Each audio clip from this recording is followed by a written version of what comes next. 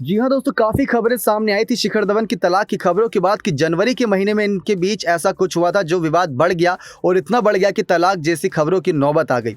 लेकिन आप सभी को बता दें कि लॉकडाउन में इनका समय कैसे बीता और कैसे ये आयशा और धवन के बीच ट्यूनिंग बैठ रही थी। दरअसल दोस्तों, शिखर धवन ने एक बयान दिया था, एक इंटरव्यू में कुछ बातें कही थी जहाँ पर उन्होंने बताया था कि मैं अपनी पत्नी से कह ही रहा था कि लॉकडाउन ने हमें उस समय की याद दिला दी जब हम 20-21 साल के थे। अब भी वही स्थिति है, लेकिन इन्होंने ये भी कहा कि इसका मतलब ये बिल्कुल नहीं कि मैं पिच पर वापसी करने के लिए रोमांचित नहीं हूँ, बल्कि मैंने और ज़्यादा यहाँ पर योग किया है, ट्रेनिंग ली है, जिम में पसीना बहा है, मानसिक तौर पर मैंने खुद को फिर से खेलने के लिए मजबूत बना लिया है।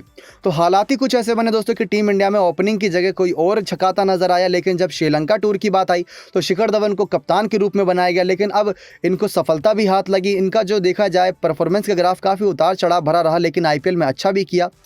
लॉकडाउन के समय में इन दोनों के बीच ऐसी कुछ ज़्यादा अटकलें सामने नहीं आई थी, लेकिन कहा यह गया था कि बीते कुछ महीनों से इन दोनों ने एक दूसरे को इंस्टा पर अनफॉलो कर दिया था।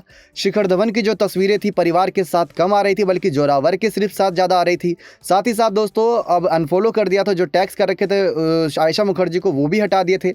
आयशा मुखर्जी ने शिखर धवन को अपनी इंस्टा की पोस्ट से हटा दिया था।